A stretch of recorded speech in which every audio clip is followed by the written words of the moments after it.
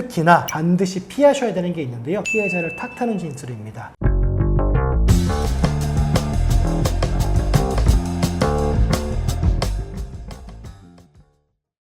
네, 안녕하십니까. 검사 출신 형사전문 변호사 용석호 변호사입니다. 많은 분들이요, 제가 검찰에 있었으니까요, 많은 사람들이 최후 변론하는 거 보지 않았느냐 라고 물어보시면서 기억에 남는 최후 변론이 있냐, 혹은 거기서 최후 변론 하나에 따라서 정말 형량이 달라지기도 하냐 많이 물어보시는데, 이거에 대해서 한번 말씀을 드려보도록 하겠습니다. 먼저 최후 진술이라는 건 뭐냐면요, 피고인이 이제 재판 마지막에 재판장이 물어봅니다. 피고인 이제 재판 마지막인데 할 말 있으면 하십시오 라고 물어봅니다. 그럼 그때 하는 겁니다. 그러면은 최후 진술 끝났습니다. 곧바로 형 선고하겠습니다. 징역 1년 이렇게 되는 게 아니고요. 그렇게 최후 진술한 다음에 재판이 끝나고 그로부터 약 한 달 정도 뒤에 선고 기일이라는 게 잡힙니다. 자, 최후 진술이 왜 중요하냐? 피고인으로서 자신의 입장을 재판부에 전달할 수 있는 가장 중요한 기회입니다. 우리가 일반적으로 변호사를 선임을 했잖아요. 그럼 피고인 입장에서요, 재판에 나가서 사실 저는 어떻습니다, 어떤 입장입니다, 그때 제가 왜 그랬냐면요, 이런 얘기를 실제로 할 일이 거의 없습니다. 왜냐하면 판사가 물어보지도 않고요, 다 변호사가 답변을 하기 때문입니다. 그렇기 때문에 피고인이 자신의 생각, 자신의 입장을 전달할 기회가 전혀 없는데, 그런데 유일하게 판사에게 나의 입장과 나의 생각을 전달할 수 있는 기회이기 때문에 최후 진술이 중요합니다. 그런 질문들 되게 많이 하세요. 최후 진술에 따라서 정말 형량이 달라집니까? 라고 물어보신 분들 많는데요. 제가 판사를 해보지 않아서 모르겠지만 충분히 있을 것으로 생각이 됩니다. 특히나 우리가 이게 유죄냐 무죄냐를 다투는 사건, 그러니까 판사님 저는 그런 일을 한 적이 없습니다 라는 사건 말고요, 예 판사님 제가 인정합니다, 그런데 제가 왜 그랬냐면요 라고 하는 자백 사건, 양형을 다투는 사건에 있어서는 특히나 그런 것들이 중요하다는 거예요. 왜냐? 내가 자백했다, 양형을 다툰다라고 한다는 건요, 실형이 나오냐 집행유예가 나오냐 그 선이고요, 또 한편으로는 집행유예가 나오냐 벌금이 나오냐 이렇게 어떤 그 갈림길이 있는 거잖아요. 그런데 판사도 사람인지라 내가 이 사람에게 실형을 선고할까 집행유예 선고할까, 실형 선고하면서 구속할까 하지 말까, 아니면 집행유예 선고할까 벌금 선고할까, 아니면 형의 선고를 한번 유예해줄까, 즉 내가 얼마나 이 사람을 선처해 줄 것인지는 판사의 재량에 속하는데, 그게 결국 엄격한 법리 판단에 따라서 이루어진다기보다는요, 실제로 재판정에서 피고인에 대한 이미지라든가 이런 것들에 따라서 많이 달라집니다. 그렇기 때문에 피고인이 나와가지고 최후 진술을 충분히 잘하는 것, 그것만으로도 판사의 마음을 움직일 수 있고 양형에 충분히 영향을 줄 수 있다고 생각합니다. 자, 그러면 최후 진술을 어떻게 해야 되는지 한번 말씀을 드려보도록 하겠습니다. 첫 번째입니다. 최후 진술에서 중요한 건 제가 봤을 때 복장입니다. 제가 이전 영상에서 말씀드렸는데, 제발 반팔 반바지 입고 가시고 문신 다 드러나는 거, 금목걸이 하고 사회적으로 봤을 때 껄렁껄렁해 보인다 라는 복장을 절대 하고 가지 마시고요, 단정하게 입고 가시기 바랍니다. 두 번째입니다. 최후 진술은요, 종이에 써가셔도 됩니다. 출력해서 가져가신 다음에 읽으셔도 됩니다. 피고인들 중에서요, 핸드폰에 적어온 거 읽는 분도 계시고요, 혹은 정리하지 않고 가서 그냥 그 자리에서 생각나는 대로 두서없이 얘기하는 경우도 있는데요, 그럼 판사가 어떻게 생각하냐면요, 아니 재판정에서 지금 재판을 받고 있는데 이거에 대해서 얼마나 엄중하지 않게 생각을 하고 있고 이게 얼마나 우습게 생각하면 지금 저렇게 하고 있는 거야 라는 생각들을 많이 합니다. 특히나 정리되지 않은 진술은요, 괜히 엄한 진술을 해가지고요, 진술이 다른 데로 튀어버려가지고요, 판사로부터 좋지 않은 인상을 심어줄 수 있기 때문에요, 그런 것들도 피하시기 바랍니다. 최후 진술은 짧게 하시는 게 좋습니다. 거기서 많이 길게 한다고 판사가 다 들어주지 않거든요. 내가 정말 할 말이 있다라고 한다면요, 그런 것들은 반성문이라든가 변호인 의견서를 통해 내시고요, 최후 진술을 할 때 있어서는요, 딱 3분 정도로 짧게 핵심 정도로만 간단하게 말씀하시는 게 좋을 것 같아요. 제일 중요한 건 뭐냐면요, 피해자에 대한 사과입니다. 피해자가 발생한 사건에서는요, 내가 이번 일로 인해서 피해를 입으신 모든 분들께 진심으로 내가 사과하고 있다, 이 한마디만 하지 마시고요, 내가 얼마나 미안한 마음을 갖고 있는지, 그로 인해서 상처 입고 그로 인해서 피해 입었을 피해자한테 내가 얼마나 미안하고 이런 것들을 내가 회복시키기 위해서, 만회하기 위해서 내가 앞으로 어떻게 할 건지, 이런 것들이 좀 많이 있는 게 좋습니다. 특히나 자백하지 않는 사건도 있을 수 있겠죠. 그러니까 무슨 말이냐면요, 내가 부인하는 사건입니다. 그런 경우라 하더라도 판사님 저는 하지 않았습니다, 떳떳합니다, 무고합니다, 이런 것들보다 내가 무죄를 주장하지만 어쨌든 피해자가 있는 사건이라고 한다면요, 피해자에 대한 최소한 위로의 말이라도 전달하는 게 좋습니다. 그리고 나는 그런 일을 하지 않았습니다, 저는 정말 떳떳합니다, 이런 정도로만 간단하게 하시고, 내가 실제 왜 그런 일들을 하지 않았는지, 그런 것들은 어차피 변호사가 해야 되는 것들이니까요, 그런 것들은 변호사에게 맡겨두시고 최후 진술에서는 제가 아까 말씀드린 내용들만 전달하시면 좋을 것 같습니다. 특히나 반드시 피하셔야 되는 게 있는데요, 피해자를 탓하는 진술입니다. 판사님 피해자가 몸을 했기 때문에 그랬습니다, 판사님 피해자가 그래서 저도 그랬는데 죄송합니다, 이러면요, 판사가 뭐라고 생각하냐면 지금 피해자에게 책임을 전가하는 건가? 라고 생각할 수 있어가지고요, 오히려 양형에 아주 안 좋게 작용할 수 있기 때문에요, 반드시 피해자를 탓하는 진술들은 피하시는 게 좋을 것 같습니다.